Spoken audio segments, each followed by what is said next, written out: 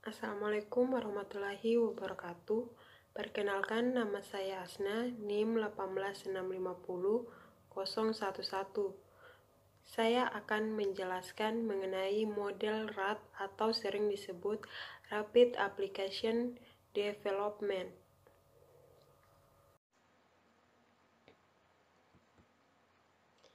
Pengertian model RAD atau Rapid Application Development. Rapid Application Development atau model proses pengembangan perangkat lunak yang bersifat inkremental terutama untuk waktu pengerjaan yang pendek. DoDeP-RAD merupakan adaptasi dari permodelan waterfall versi kecepatan tinggi dan menggunakan model waterfall untuk pengembangan setiap komponen perangkat lunak. Tahapan model RAD. Pada tahapan model RAD terdapat 4 tahap, yaitu yang pertama, menentukan kebutuhan proyek. Untuk kamu yang belum tahu, project requirement biasanya berisi apa saja yang harus dicapai dalam sebuah proyek dan strategi untuk menghadapi permasalahan yang mungkin akan muncul. Persyaratan ini juga mencakup timeline dan budget yang ada. Orang-orang membuat project requirements adalah para developer, klien, dan juga software user. Semua pihak harus menyetujui semua persyaratan di awal agar tidak ada miskomunikasi, sehingga menghindari kesalahan yang akan merugikan waktu dan biaya nantinya. Tahapan yang kedua yaitu membuat prototipe. Alih-alih mengikuti persyaratan secara kaku, para developer akan mengembangkan prototipe secara cepat dengan fitur dan fungsi yang dibutuhkan. Setelah itu, prototipe tersebut akan diberikan kepada klien untuk mengetahui apa saja yang mereka suka dan apa yang mereka tidak suka.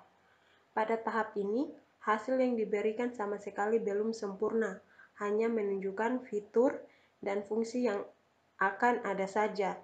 Dengan begitu, user bisa menentukan dari situ terlebih dahulu. Tahapan yang ketiga yaitu Rapid Construction and Feedback. Feedback yang dimaksud di sini mencakup fitur, fungsi, visual, dan juga interface dari program yang sedang dikembangkan. Setelah itu, prototipe akan dikembangkan lagi sampai klien memberikan persetujuan untuk finalisasi produk. Seperti yang disebutkan sebelumnya, kedua tahapan ini akan diulang terus-menerus sampai hasilnya sesuai dengan keinginan klien. Yang keempat, tahap implementasi dan finalisasi produk. Fitur, fungsi, visual, dan interface akan diulas kembali oleh klien. Pada tahap ini, uji coba akan dilakukan jika memang dibutuhkan. Uji cobanya mencakup kestabilan, usability testing, dan pengujian lainnya untuk memastikan semua hal sudah terkontrol. Kelebihan dan kekurangan model RAD. Kelebihan model RAD yang pertama adalah setiap fungsi mayor dapat dimodulkan dalam waktu tertentu kurang dari 3 bulan dan dapat dibicarakan oleh tim RAD yang terpisah dan kemudian diintegrasikan sehingga waktunya lebih efisien. Yang kedua, RAD mengikuti tahapan pengembangan sistem seperti umumnya, tetapi mempunyai kemampuan untuk menggunakan kembali komponen yang ada atau reusable project, sehingga pengembang tidak perlu membuat dari awal lagi dan waktu lebih singkat.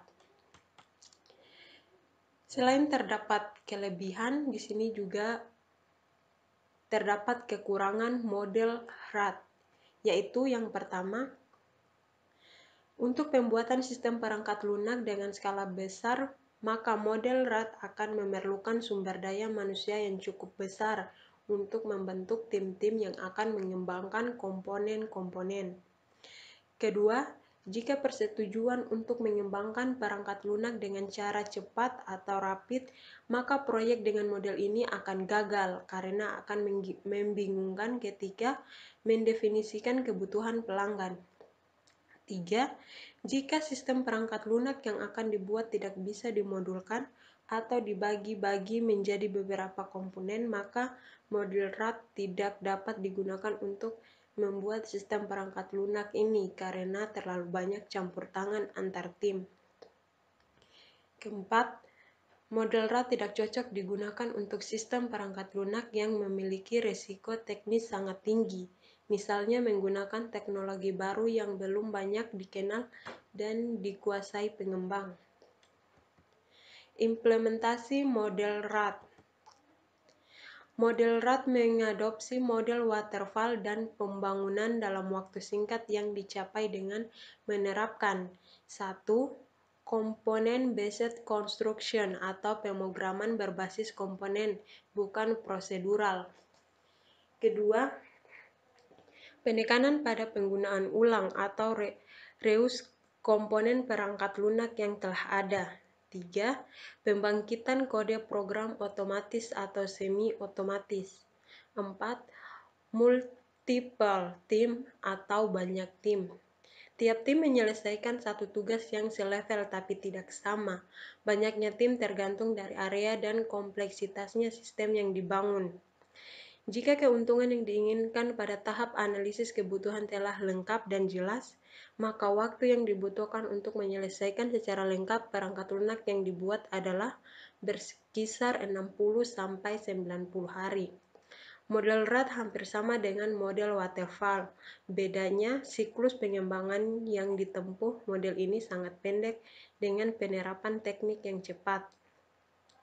Sistem dibagi-bagi menjadi beberapa modul dan dikerjakan beberapa tim dalam waktu yang hampir bersamaan dalam waktu yang sudah ditentukan. Model ini melibatkan banyak tim dan setiap tim mengerjakan tugas yang selevel, namun berbeda sesuai dengan pembagian model sistem.